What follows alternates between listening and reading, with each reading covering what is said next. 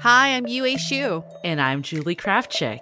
We're active daters turned dating sociologists. Here to dive into everything modern dating and relationships. Welcome to the DATEABLE podcast.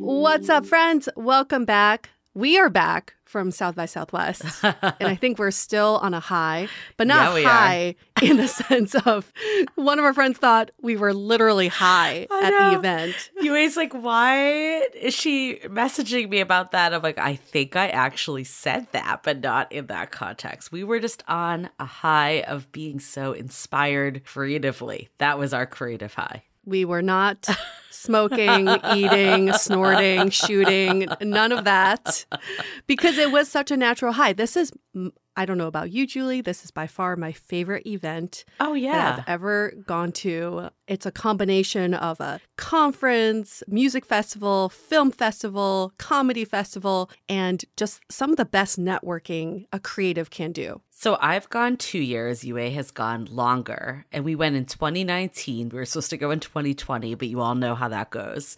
So 2019 we go, and Yue and I had the best time ever. So I was a little nervous that it wasn't going to live up this time. Because in my mind, you know, like when your expectations are too much, it's like going into dates when your expectations too high, you're afraid it's going to fall short. But it lived up. It lived up. It was a whole different experience, but just as good as 2019. It surpassed my expectations because it's been 3 years since we've been. And I wanted this to be just as good as the last time, but I didn't expect it to be better. And what made it even more special is that we both brought our partners. It was both of their first time. They were virgins.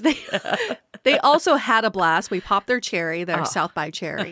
They also had a blast. My partner can't stop talking about it because there's something for everyone. Like Julie's partner's really into music, so he got to see a lot of musical acts. My partner's really into film. We got to see some film screenings and premieres. So it's so great because you can bring a group of people there and it can satisfy everyone. I feel like we hit some really good parties. That was one piece. We had some good dinners. Like we did deviate a little outside of South by activities because we were there for a while. We were there for like 5 days. And I feel like it's great to get the free food at all the parties, but it starts to wear on you a little. And you're like, I can't do tacos every day. Shit for 5 days. So it was really nice that we got some good experiences that way. For anyone that knows me, my partner and I are both really big foodies. So that was really nice to Yue found a really great place. We did this awesome tasting menu that Yue found. Emmer and Rye. Let's give them a shout out. Let's give them the shout out. And it was very affordable for a tasting menu. Very affordable. It was a really creative menu. Yeah, we really did everything. I feel like we really maximized our time. But I have to say the highlight of the trip was meeting Tim Ferriss. Yes, I was going to say. So the sessions,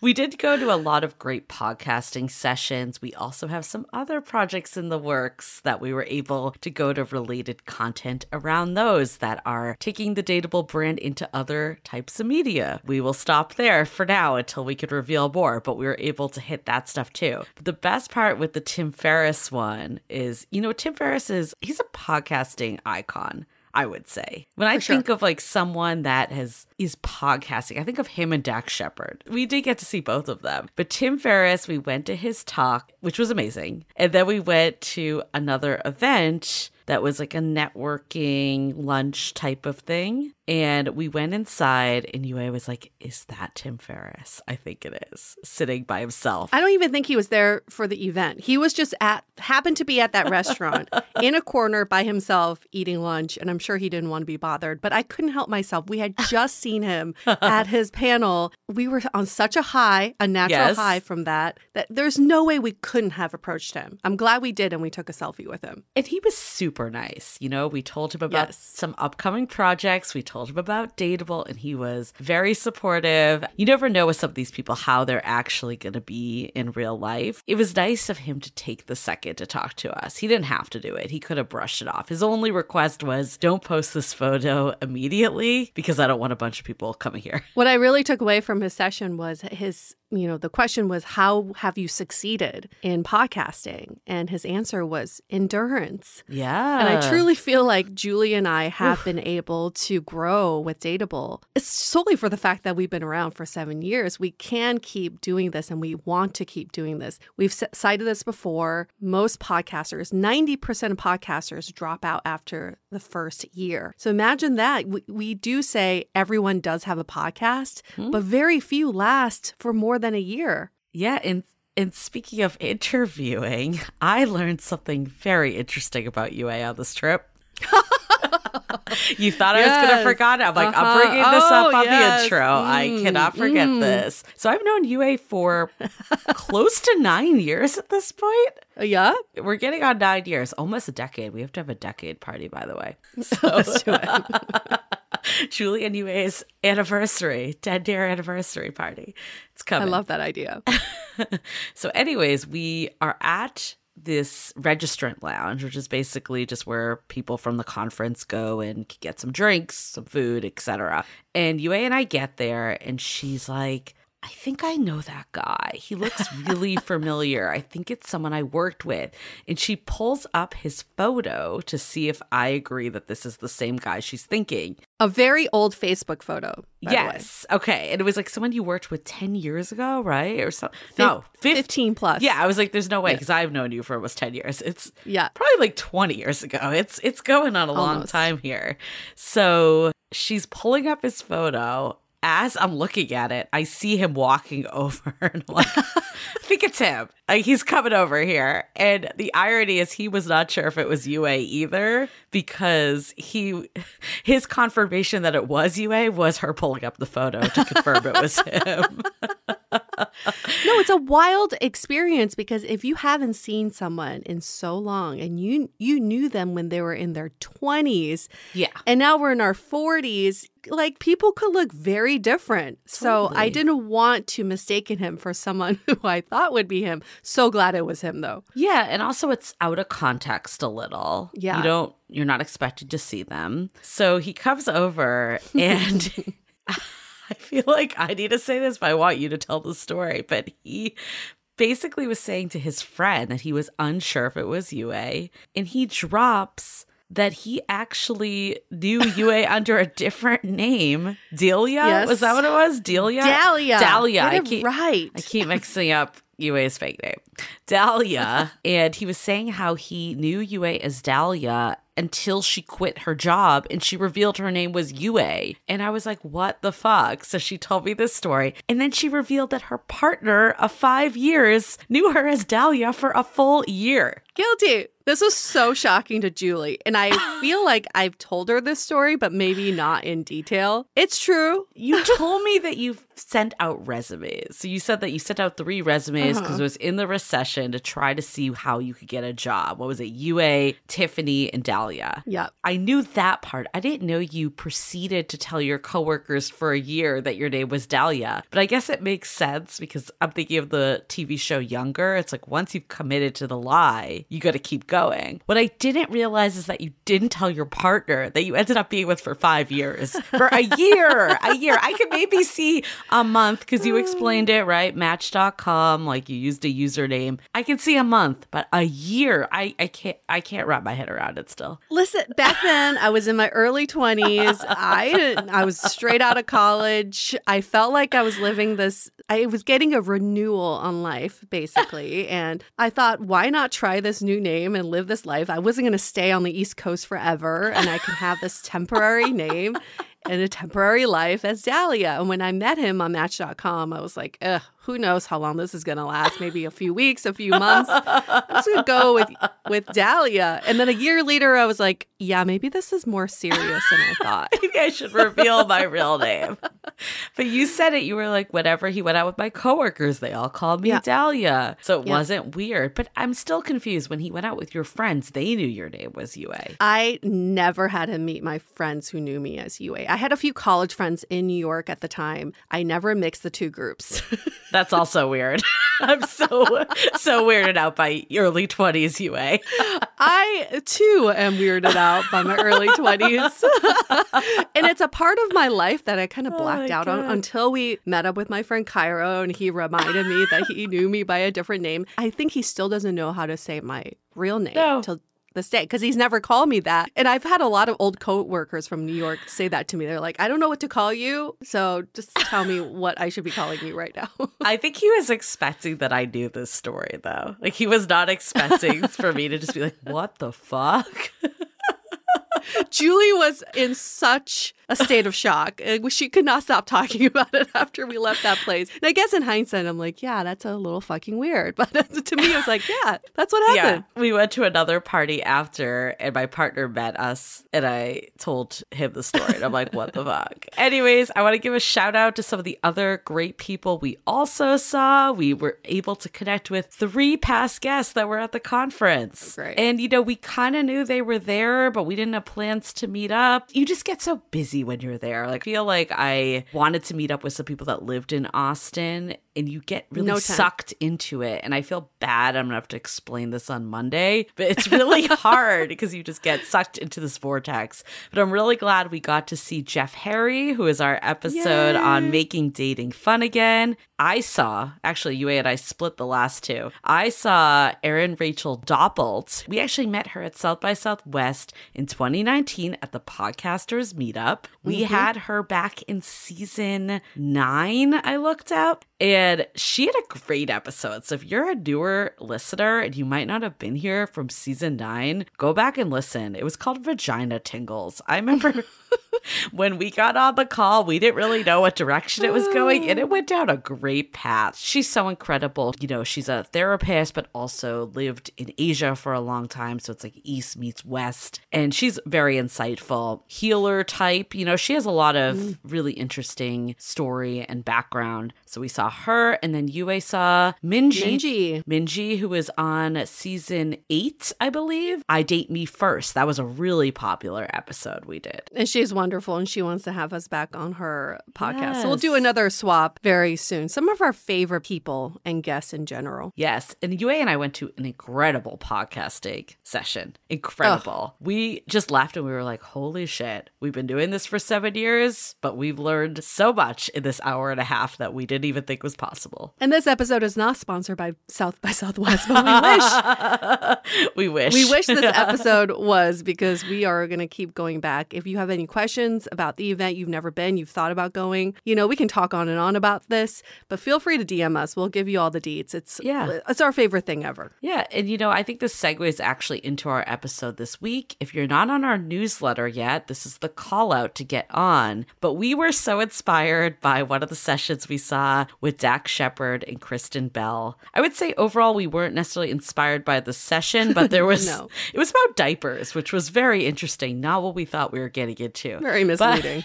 But of course their relationship is going to come up, because I think, you could safely say they are definitely a couple's goal type of couple. And they dropped some stuff that was just so real about finding like the right partner for you. And Kristen, this is all in the newsletter, so feel free to go there too and make sure you're subscribed so you can get the upcoming ones. But she dropped this one thing saying like, we're all fucking messes, and you just need to find someone that you appreciate and accept their mess and work on your relationship. That was the summarized version. The key to a healthy relationship is continuing to work at it. And of course, you need a healthy partner, someone that's equally as invested in commitment to it. So that kind of brings us to our episode today, is like, why do we choose the partners we do? And why do we choose maybe the wrong partners? Like, what is it from our childhood, our past relationship history that draws us to certain people? And how do we kind of reset our romantic GPS that we're finding people that are willing to do the work with us, because relationships are freaking work. This is perfect if you've been in the dating game for a while and you think, why do I keep attracting people like this? Or why do I keep getting into these dead-end relationships? We don't have those answers for you, but at least this episode will help you change your mindset around what is it that you're looking for and how you can unlearn from the past. Because our behavior patterns are a product of what we believe, right? We're meeting these people because we believe they're good for us. There is a way to turn the switch on it and to start attracting attracting people who are actually good for you. Yeah, I remember having this conversation with a mutual friend of ours that was always just chasing guys. She was always going after people that really weren't interested in her, quite frankly. Like they, maybe hooked up with her, but they didn't want anything more. They weren't giving her the time of day and attention. Yet she would continuously go after them still. It was almost like something she had to win their attention. And she could actually relate it back to the fact that she was the youngest of 3 brothers. And she always had a vie for their attention growing up. That was how she knew how to interact with people of the opposite sex. So if we really dig into our past, like we can really start to uncover. Of course, Mark is going to go into it in way more depth. Marc Sholes, that's our guest for today. He's a psychotherapist. This is his jam, so we're going to let him take it away. But this is a really insightful episode. Okay, well, before we get into it, announcements. Exit interview, episode 3.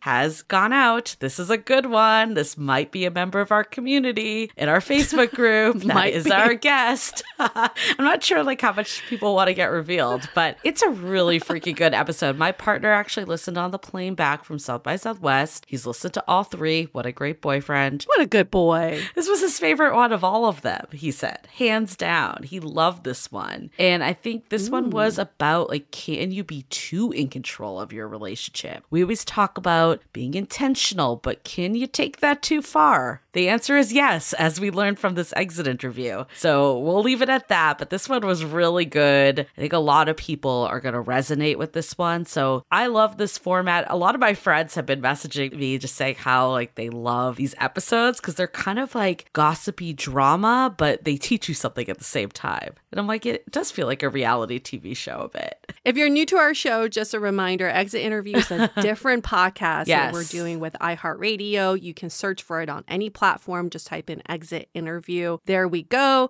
It's a limited series. We just released episode 3. All of these are different than our Dateable episodes. So just so you know, they're 2 different entities, but we would love it if you can give both of these entities a rating and review. Just go on Apple Podcasts while you're there, search for Dateable, give us 5 stars. We would love for you to answer the question, what does being dateable mean to you? Just put that in your review. And then on the Exit Interview, just search for that show. In your rating and review, give us 5 stars. And then answer this question. Would you ever go through an exit interview yourself? Just simple. Love it. And if you're super freaking lazy, just give us 5 stars. We prefer the review, but we'll still take the 5 stars. Actually, on Spotify, you technically can't leave a review. So if you're a Spotify listener, just give us the 5 stars. Yeah. Anything less, please go somewhere else. Yeah, send us an email. At Dateable Podcast is our Instagram. I took the plunge this week and I created a public Instagram for the first time. She did not get hacked. It's not a fake account. I was going to say that. Don't worry. I've had multiple friends be like, is this a fake account? I'm like, no, I'm not that popular that someone would make an impersonation account. Let's be honest. So you never know.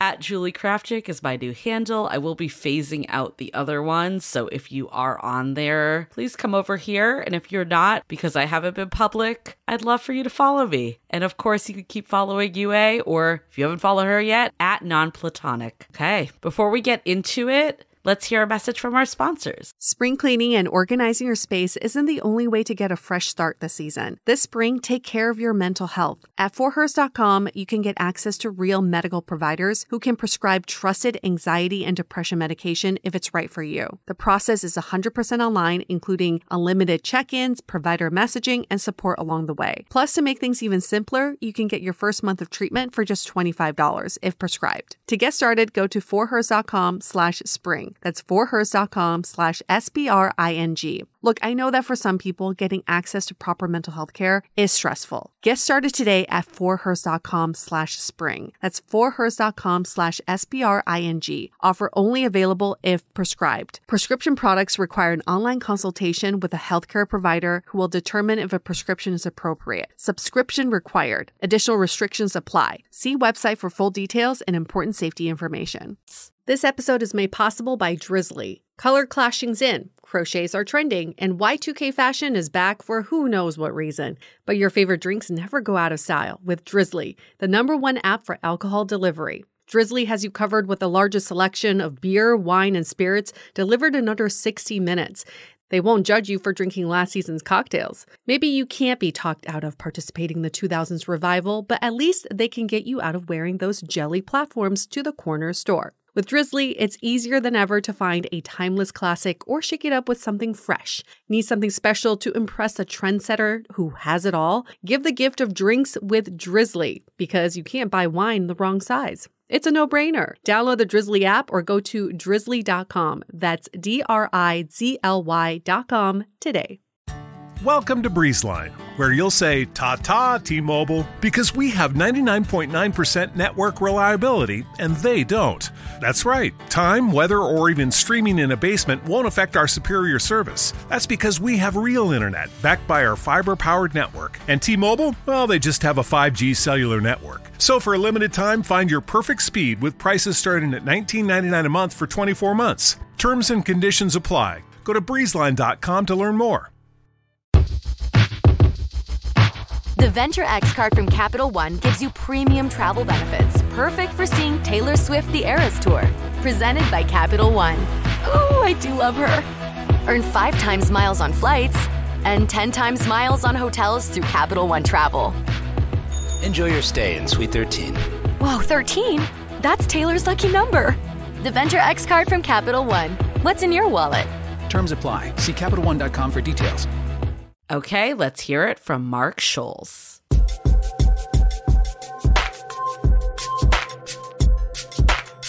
I have a hard time picking what to eat for breakfast. How am I qualified to pick my partner? I question myself all the time. Like, how do I know that my picker is even good? And I'm sure that's a question on everyone's mind. When it comes to dating, it's like, how are we the ones making these lifelong decisions? We are the ones doing the picking. So that's why we have you with us, Mark, because you're going to shed some light on this topic.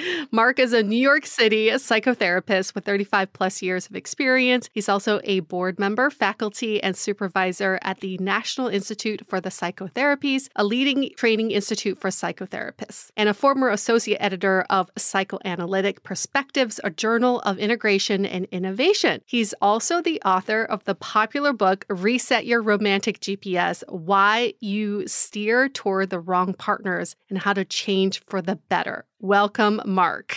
Thank you. Hi.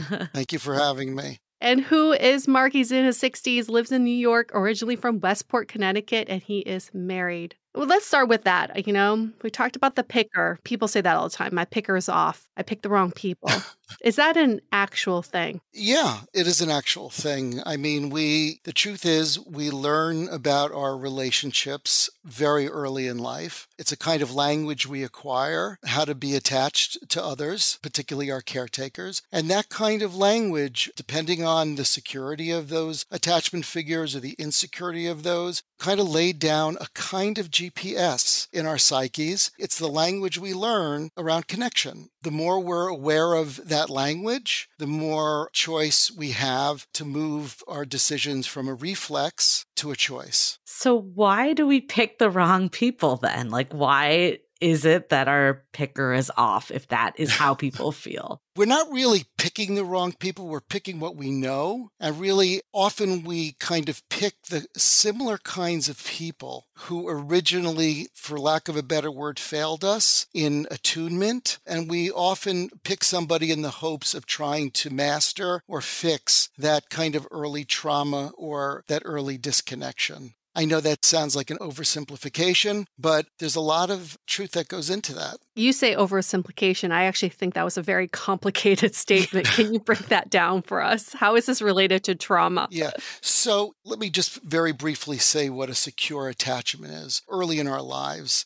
As an infant and early young child, our parents have a certain amount of attunement, our caretakers, to our needs, from eye contact to soothing physiological needs to responses with curiosity and discomfort. And when those needs are met on a kind of good enough, consistent level, we internalize a sense that not only are our needs okay, but that the world is responsive to them. And what gets internalized is this buoyant life jacket. There's an anticipation over time that I'm good enough. People seem to want to respond to me, and anxiety is ultimately going to be soothed. That's a really wonderful thing to internalize. So you can go through life. Life has tons of obstacles and challenges, but you go through it with a sense of anticipation that I'm going to be okay ultimately. Now, on the reverse side, with an insecure attachment, you have an environment where your needs are very inconsistently met, or they're neglected, and one is left to sort of comfort themselves. And a very strange thing happens here, a very important thing happens, that instead of the caretakers being attuned and empathic to the infant and child, the child has to become preoccupied and attuned to the parents. So they internalize something like this. Obviously, my needs are not so okay because they're not being responded to. So there must be something wrong with those needs. And I better figure out in the other what they need in order to feel available or more available. So that insecure attachment now, the security of the person, of the infant, lies outside of them. They don't internalize a sense of safety. They internalize a sense of preoccupation with the other because their security exists outside of them. And that's a very different configuration to go through life with because we all crave and need security. Mm-hmm. That's one of our main motivations. And if it lies outside of us, instead of being in our own bodies and figuring out what we're feeling, we have to kind of be more preoccupied with the other and figure out what they're feeling. That becomes the language. So we're not going to be drawn to people with an insecure attachment. You're not going to be drawn to people who are attuned to your needs because that would be unfamiliar. That would almost be like feeling homeless. You're going to really be drawn to somebody who's less attuned, who you can try to figure out because that's the language you learned how to be connected. Mm-hmm. And we are most familiar with our first language. Then we have to learn a new language. And that's what sort of psychotherapy in the book that I wrote is really about. So does it all come down to attachment theory? Because we've talked about attachment theory a lot. And I definitely have mixed feelings on it, to be perfectly honest. I feel like in some ways, I totally hear you that early ways that we connected impact how we show up as adults. Absolutely. But I often think that that's kind of the solution or kind of the explanation for everything, where it feels like it's a little generalized sometimes. For sure. Is that the only thing that's kind of coming into who we pick, or are there other aspects also? I think it becomes an issue when who we're picking has a kind of repetitive quality. It influences all of us, how we feel about ourselves, what our language is. Of course, it's variable, right? Sometimes it's extreme, but it's often somewhere in between. And it really isn't an issue unless we find ourselves kind of picking the same kind of person. I'm a person who moved from a more insecure attachment to a more secure attachment. I spent in my 20s and 30s kind of being drawn to a similar kind of person, perfectly not good person, but people who sort of were more on the depressive, kind of a little bit more emotionally needy spectrum, which is perfectly fine if I didn't have an issue with that. But I would often feel suffocated and I would feel resentful of having to be more of a caretaker, much like my early childhood, what I learned from my mother. And it was a problem only because of that I was drawn to the same kind of person each time. And as I became aware of that and worked hard on that, I began to find people who had more of a variety than that. Look, relationships are hard, but they're harder when you're really picking somebody who's really from your past. But that takes a lot of work to know that. It does. It takes a lot to know it. But there's a lot of information out there. And, becoming aware of what our first language is not that difficult. The difficulty is doing the opposite or moving in the other direction of what feels familiar. I like to call it the discomfort of a healthy choice. So, for instance, chemistry can often come from a feeling of, I'm going to, this is it. Mm-hmm. This is the person that I'm going to redo sort of my past with and is going to make me whole. I know exactly how to be with this person. A lack of chemistry can be with somebody who shows up, who responds consistently, whose character is really good, but you don't feel that thing that you think you're supposed to feel. You have to allow yourself to see what a relationship is like or a connection is like without something that feels familiar. And that can be difficult for people. I think that's a conversation we've had a lot on this podcast. Oh, yeah. Is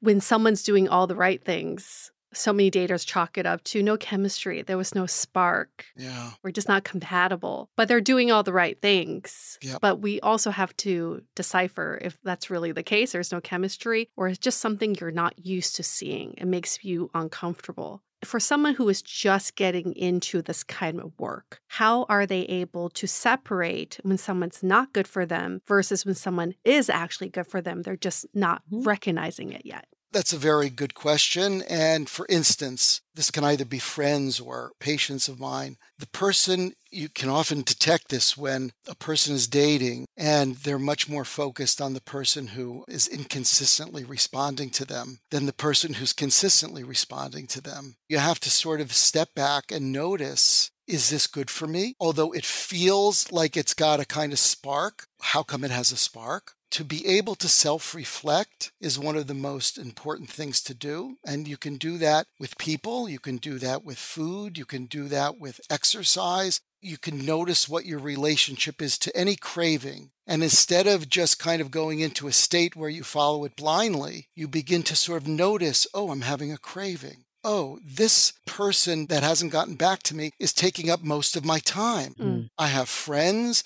I have a job, all these things in my life, but this inconsistent responsiveness is the thing that I'm most paying attention to. That is a clue. What one can practice is trying to walk in the other direction of that and seeing what happens. It's not binary. It's messy, and you fail sometimes and you succeed other times. So for the person, because we definitely hear that story a lot, like going after these people that give us breadcrumbs of attention, or they're just not showing up in the way that you say you want, but yet you're spending all your time kind of pining over this person that's kind of giving you like a half-assed relationship. What is it from like the past that would draw you to this? Like what are some of the past signs or reasons why you're actually attracted to this? Well, first of all, as I said, it's literally a language of connecting that you learn. That is what a connection feels like. It feels like something you're longing for. It feels like something you're trying to achieve. It doesn't feel like, oh, I'm going to be kind of adhesive and have a draw to the other. The other's not going to naturally just want to be connected with me. I'm going to feel anxious or insecure about that. Another component to that is that you haven't mourned what you never got. And you're sort of still trying to undo what was done. So mourning is like a real important experience. And you have to be able to sort of notice that there's feelings of loss, existential anxiety in taking the strong step into being the person who says no to something that feels familiar like this. You have to be able to live with yourself. And you have to be able to tolerate a certain amount of anxiety. And when you are able to do that, a very strange thing happens. You begin to like yourself a little bit more because you've done something that's for your own good. And when you're able to do that kind of consistently, you actually tolerate people who aren't good to you less, and you actually feel like you sort of deserve people who are there for you because you've been there for yourself. But it's very hard to be there for yourself when, as a young person, your experience was, there wasn't somebody for me. Like, I think it's when we talk about attachment theory and upbringing. On one side, it's like, should we just blame our parents for everything? Is that what it comes down to? I feel like there's always this, someone failed in this upbringing. But, what are some signs, getting that our parents are just human? Yeah. What are some things that they maybe did, not realizing the impact that caused an impact later on? Parents are people too who had their own childhoods. Yeah. And they have their own strengths or weaknesses in empathy. They have their own responsiveness to dependency. They have their own levels of anxiety. Some parents tolerate anxiety very well. Others only want their kids to be okay and to make sure they're okay. And so we all have our own wounds from childhoods. And it's not really blaming parents, although there are some parents who obviously were overtly destructive. But it's kind of tolerating disappointment, understanding disappointment, but then instead of being entrapped by that disappointment, it's learning about yourself and reparenting yourself. Our childhoods do imprint us with our language, but we have other people in our lives besides our parents. We have teachers, we have friends that could have provided different kinds of experiences. Those all make a big difference. I want to piggyback on Julie's comment as well, because I feel like by dating the people who weren't right for me, I was able to learn how to communicate my needs. By dating the person who didn't text me back when I wanted it, I learned to communicate that as I would like for you to text me back in a normal amount of time. If I were to date people who were actually good for me, I'm not sure if I would have learned these skills. So would you say that maybe in dating, we have to go through some of this first? Have your picker be off first in order to learn the necessary skills for relationships? Absolutely. Nobody teaches us, really. There's no education in dating. No. The point you're making is really so important. To learn what your needs are, to learn how to express them, and to learn who responds to them and who doesn't. Yeah, it seems like there's just so many variables to me. Like I'm thinking of like friends of mine that have been in very healthy relationships for early years. Like maybe they met their person in college and didn't really go through all this. Some of them that are coming to mind are people that like came from divorced households where their parents weren't around that much. So I guess what I'm trying to like rectify, of course, I don't know how their parents interacted with them on a day-to-day. Maybe there was a lot of secure attachment that was happening. It seems like there's no rhyme or reason, but like, what would you say to that? Like, is there actually some universal signs? Yeah, I mean, I definitely know 3 or 4 of those. You can't beat the system. Being in this profession that I'm in, this goes beyond dating. You're going to have issues. The issues either are going to come out at some point in the marriage, and you can work through them, certainly, or they're going to come out when you have kids. However, there are people who have less problematic relationships than others. But everybody runs into their walls. I mean, there's 51% divorce rate. I mean, that's 50%. Right. That's half. But we run into this question as well from our listeners is, at what point do you give up on a relationship and just say, this person's just not good for me. We're not compatible. Or do I keep putting in the effort to trying? Well, if 2 people are making an effort, you usually have something that's going to work. If you really grow and you're really not compatible and you're able to both realize that, that's another story. But if you have 2 people making an effort, 2 people willing to look at themselves, love is not loving a person the way that comes naturally to you. Love is loving the person the way the person needs to be loved. So love is work and love is effort. When that honeymoon phase passes, and hopefully when you have 2 people working hard, you have something really that you don't want to lose. Yeah, that's what I wanted to ask you is like, when is it a bad situation versus, you know, just a rough patch or people aren't perfect? Like, is it truly just when 2 people are working at it, or is there any other signs? If somebody you know is contemptuous of you, puts you down, or is overly critical, that's a bad sign. That's an environment that you don't want to be spending the rest of your life in. If 2 people work at hearing each other, it doesn't mean they can meet the other's needs. I mean, that's something that's excellent if someone can meet your needs, but it's not a given. But if somebody can hear what you're saying and understands and makes an effort to try to be better for you or to meet those needs, then you have a relationship that's worthwhile. And certainly relationships get tested. I mean, I married 25 years. I got married at 36. I had plenty of failed relationships, my being a major part of those failures. you sort of know and sort of learn, okay, we're going through something where we're not feeling as close. And usually those periods change and you are close again. And that's the excellent part of having a long-term relationship, is being able to sort of, both be in it together and go through those kind of periods together, knowing that you have a partner. So while we're talking about you, okay, so you said that you struggled with this. You were picking people that weren't right for you. Yeah. And you got out of it. And then you met your wife. There might be other stuff going on in between. But I guess, how did you start to choose differently? And then also, when a rough patch came with your wife, how did you know, it wasn't because you chose wrong? It's just that it was a rough patch and that's normal. Yeah. First of all, I was ready to be with somebody whose disposition was a little bit different, not a depressive, but somebody whose emotional needs were less. That was unfamiliar to me, but I was willing to kind of, stand in that space. And there were plenty of times where we fight less. We're solid A+ fighters, my wife and I.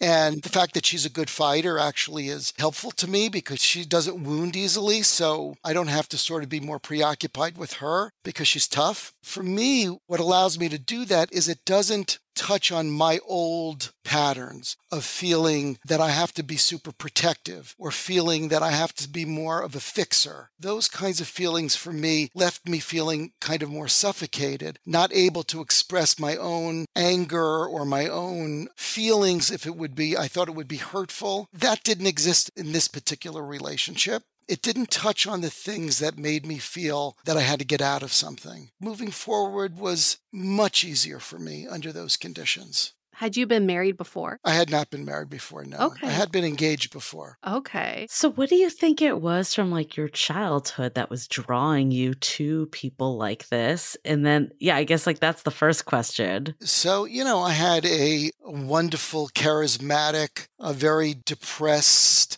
moody mother. I had a very attuned and empathic disposition when I was born, and I was counseling her at 4 and 5 years old. And that seemed very normal to me. Unfortunately, it had other repercussions as well.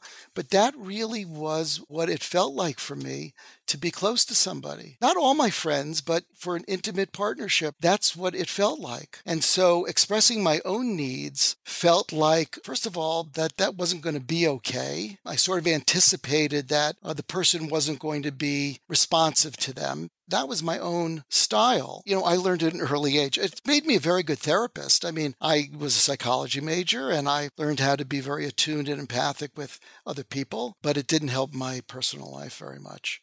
I guess my question though for you is how do you know when it's your own thing, in your case, right, stating your needs more versus it's the other person that's just not a good fit for you? How do you make that distinction? How did I know? I mean, I was probably not the perfect person to give an example because I had been in therapy. I was training to be a therapist. I was reading. And and I noticed that these patterns were similar. I wanted a longer sustaining relationship. I sort of realized at some point I'm going to have to move towards what's less familiar and more uncomfortable and see what that's like. In one of the Seinfeld episodes, George Costanza, he does everything the opposite to see if things would change. And instead of, ordering his tuna sandwich on whole wheat toast, he orders chicken salad on rye. And all of a sudden, everything starts going well for him. And it's sort of the same thing in some ways. It's noticing and becoming aware and then making choices that might be unfamiliar and uncomfortable, but are healthy. So when I'm hearing you say, and to answer Julie's question, it sounds like you can't really separate, is it me or is it them? It's like both. By you wanting to be with this type of person, there is something in you that you need to work through. Yes. And then by that person being the person who they are, that's just innately who they are. Exactly. We often talk about childhood trauma. I don't think, Julie, you and I have ever explored this deeply just between the two of us because I've been so curious. What is it from my childhood that's contributing to my current relationships? And when you said first language, Mark, I think that rang truer for me than saying trauma, because trauma just sounds Yeah. awful. Yeah. Yeah. It sounds abusive. Yeah. I don't think it's Yes. I was never abused as a child that Yes. I can remember, but the first language I learned from my Yeah. parents is that words of affirmation are something that you earn, Mhm. that they don't just freely give out. So the people I dated as an adult were not very good with words of affirmation. And if they were to tell me something along the lines of, you're beautiful, I'm proud of you, I'm so glad we're together, I would freak out. I'd be like, Yeah. oh my God, haven't heard something like that. I don't know if I earned it or not. Yeah, haven't earned it, right. And the people who gave me words of affirmation from the very beginning, I was so scared. I didn't think they were authentic. Mhm. I didn't think they were being honest to me. And so I run away. I say, I don't want to be with someone who's being inauthentic with me. Right. So that's the first language that I can really pinpoint from my childhood. What about you, Julie? Have you thought about this much? You know, I feel like I haven't, to be honest. Like, I think I need to think about it more of where it's come from. I mean, there's definitely aspects of my childhood, but I think some of it too it wasn't just like my upbringing with parents, but it was just like my entire dating life growing up. Like, I remember in high school, in elementary school or middle school, maybe that's better than elementary. Like, I was never like focused on relationships. That wasn't something that like, I never viewed myself as like the girl that got the guy. So I think it was always like something that I had to like go for and like fight for. So maybe I tried to like win with people more than if like I had felt that naturally at the beginning. I don't know. It's like hard to fully make those ties, I think. That's interesting. Yeah, that is. To the point that you were making, I don't like the word trauma either. There's plenty of trauma, but it's really a language. It can be based on different kinds of attunement or misattunement, but it doesn't have to be outright trauma. Yeah. It's just a kind of way we learn to connect and to attach. I guess though, like what is still like hard for me to grasp is that there's just so many things that like need to line up in a relationship, right? Like, how do you know like which ones are the things that really aren't serving you versus, let's say, I don't know, your example, right? You were saying that like people that had a lot of emotional needs, for instance. Like, how do you know that that's like the one thing that really just does not work for you versus understanding that like no one's perfect. There's always going to be something. Like, how do you make that distinction? For me, I mean, it's not that I'm fine with sort of, being dependent or having emotional needs, just want to say is okay with me. It's when a person is sort of more looking for just a lot of validation and doesn't really necessarily trust a relationship so much and needs a lot of attention on themselves that I sort of have a aversive reaction to in relationship. How do you know if you have two people who are trying to make something work? That is a perfectly great sign. If you're with someone and your experience is preoccupation and disappointment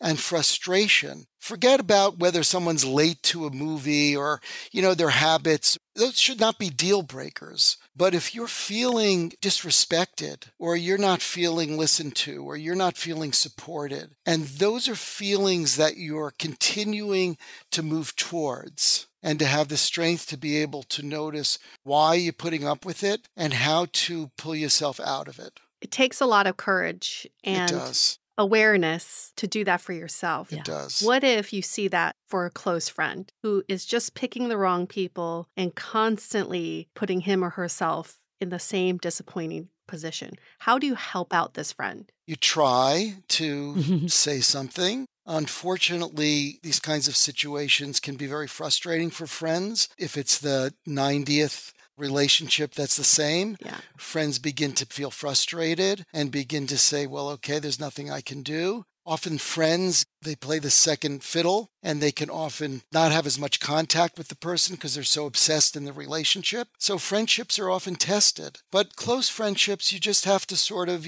say how you feel, tell them that you're there for them, recommend, you've been to a good therapist if they want to see a therapist, recommend a book. But it's like anything else, a person has to make that choice themselves. Let's hold that thought for a quick message.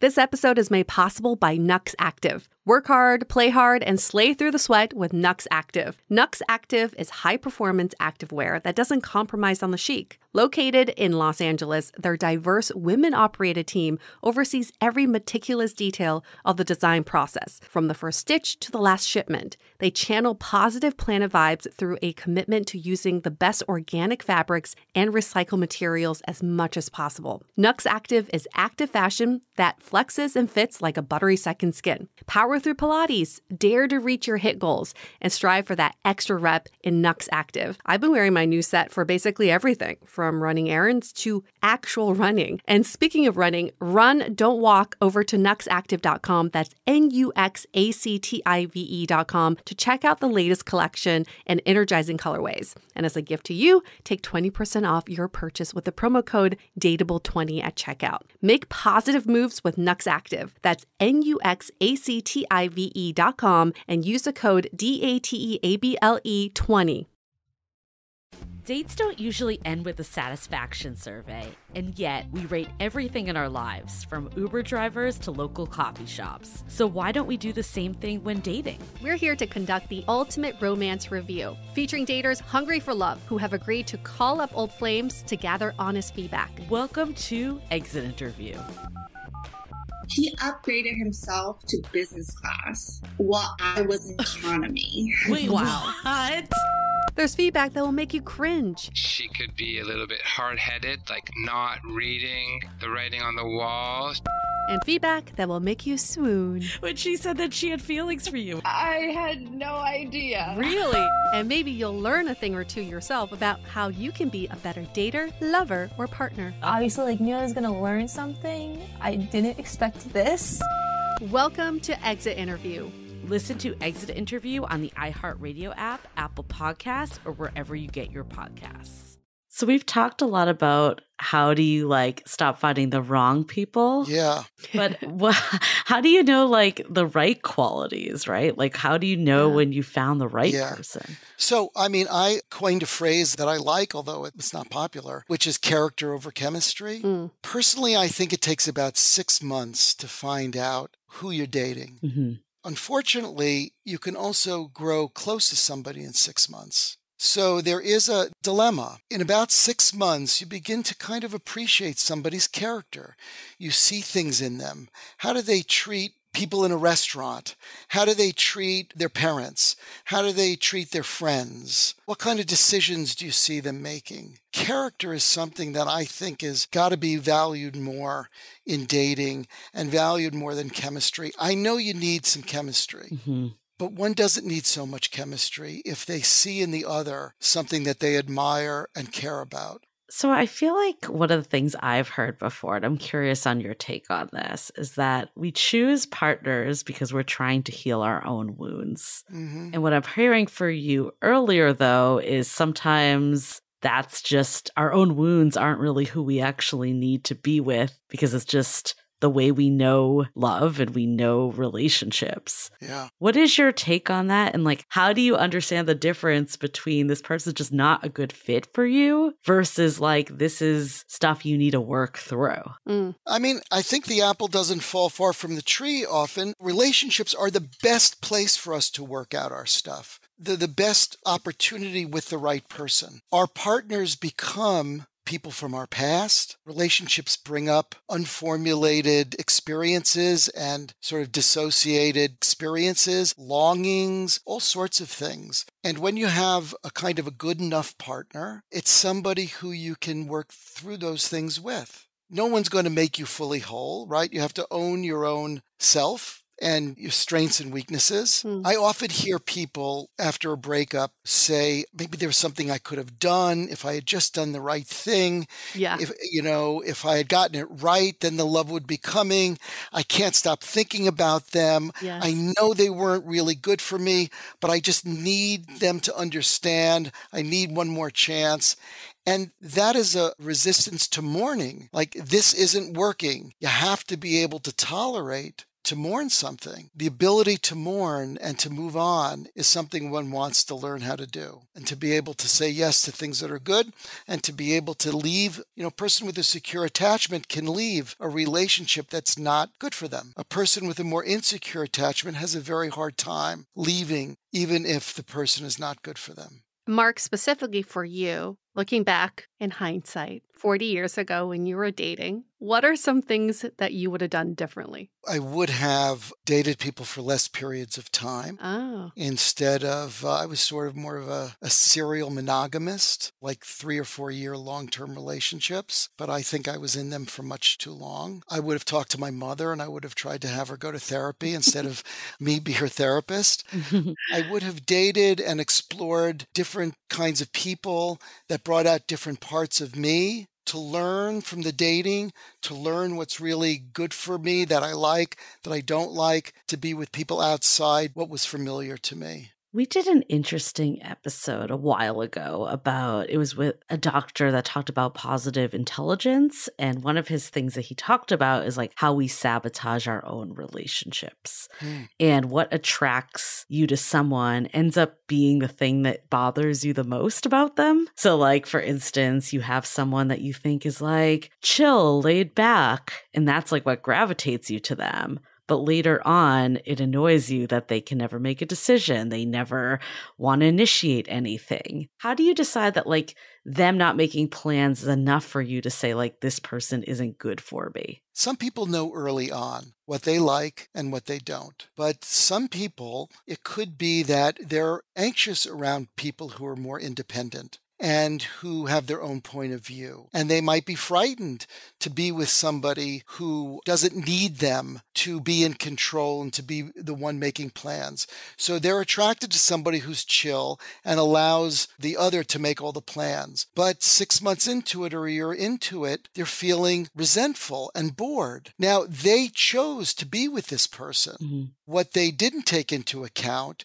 is once they had that sense of security and the person now likes them and loves them, now they're thinking, well, I have other parts of myself that are being neglected here. I'd rather be with somebody who has opinions, has a point of view, who likes things that I might not like to contribute to my life. That's the challenge of this kind of thing. There's something called, it's an achievement in psychoanalysis called the depressive position. But the depressive position is the ability to live with the good and the bad. You have to be able to know that somebody is not bringing you everything. Again, there are things that bother us about our partners. I mean, we're two people. You're going to have things that bother each other. Nobody makes one whole. But a person has to be able to live in that depressive position. You have to know that my partner is not supposed to make me whole. And the other is supposed to know that my partner is not supposed to make me whole.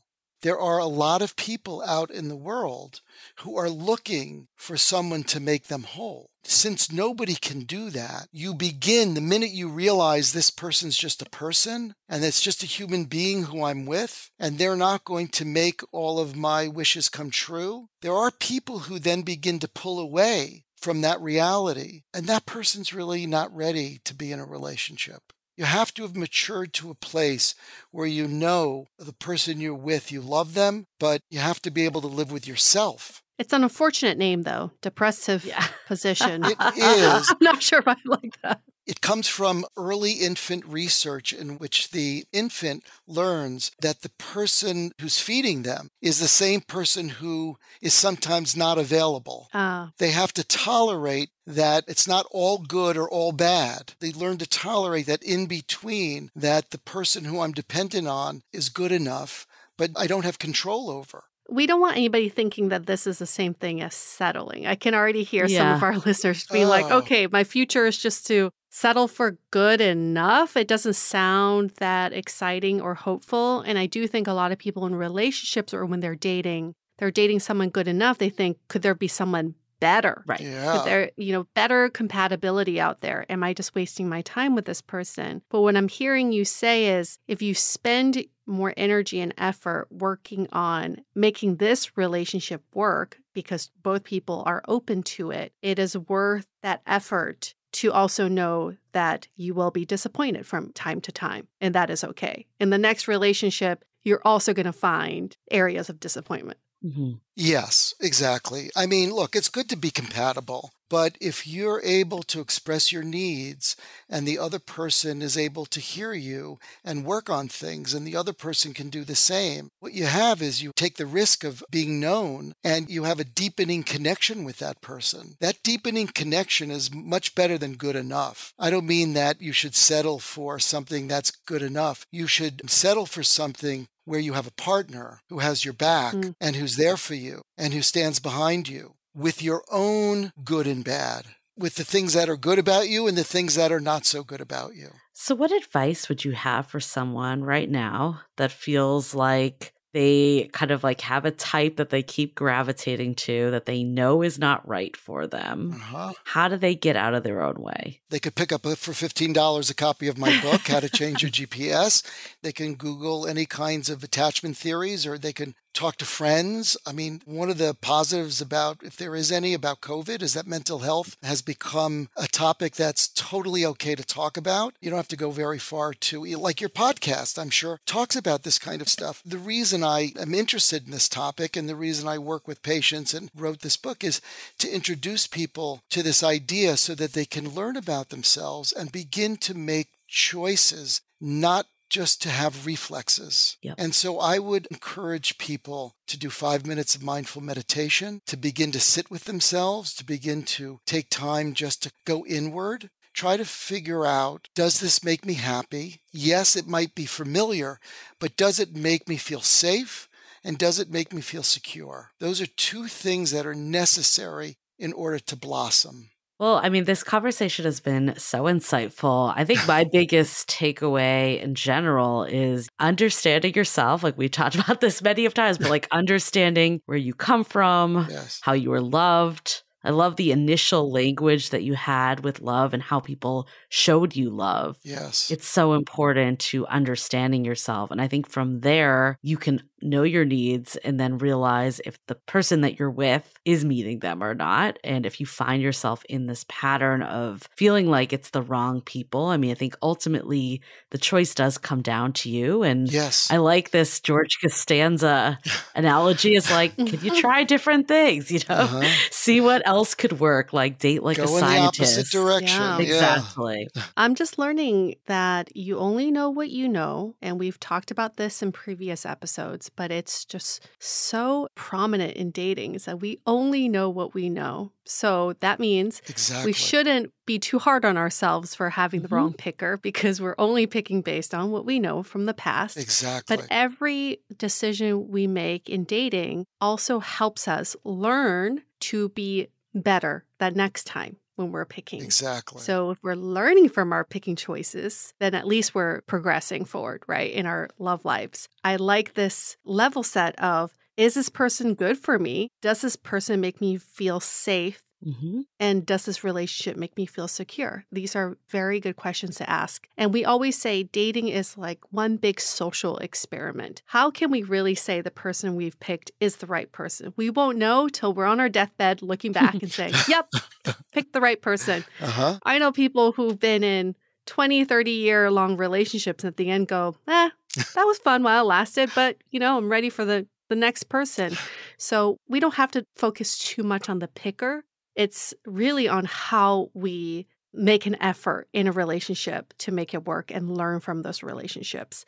And connecting the dots of where we learned these patterns of behavior, I think it's also something that I've been really focused on. It's like, why am I doing this? And why am I feeling this way? I think that the points you're making are absolutely nail it. And you know, if you do feel safe and secure, chances are you're going to take risks with that person and reveal yourself more. Chances are you got yourself something that at the end of your life you say, this was really good. Yeah. This was a good partner. Well, thank you, Mark. I know you kind of shared a bit about your book, but where can people find it if they want to read more? It's on Amazon, and you just go to Reset Your Romantic GPS, where you put my name in, it'll come up there. Thank you for that.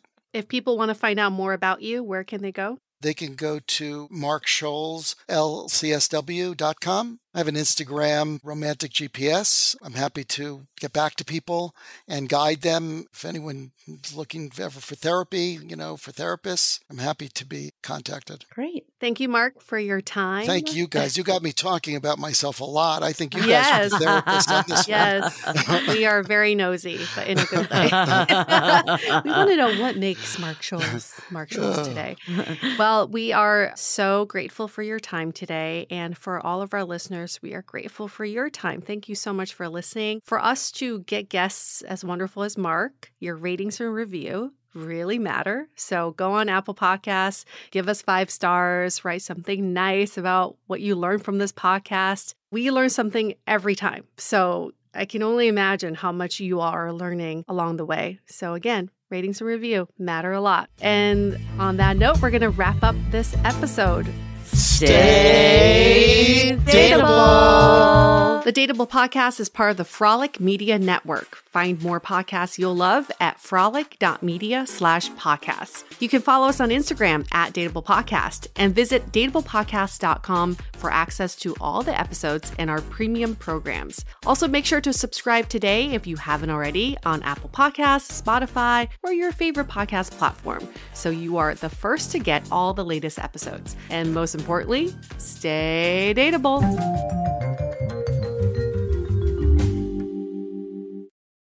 Welcome to BreezeLine, where you'll say, "Ta-ta, T-Mobile," because we've got more reliable home internet that's a whole lot faster. In fact, 10 times faster. No, seriously, because we have real internet backed by our fiber-powered network. And T-Mobile, well, they just have a 5G cellular network. So act now to get superior home internet. Find your perfect speed with prices starting at just $19.99 a month for 24 months. Terms and conditions apply. Go to breezeline.com to learn more.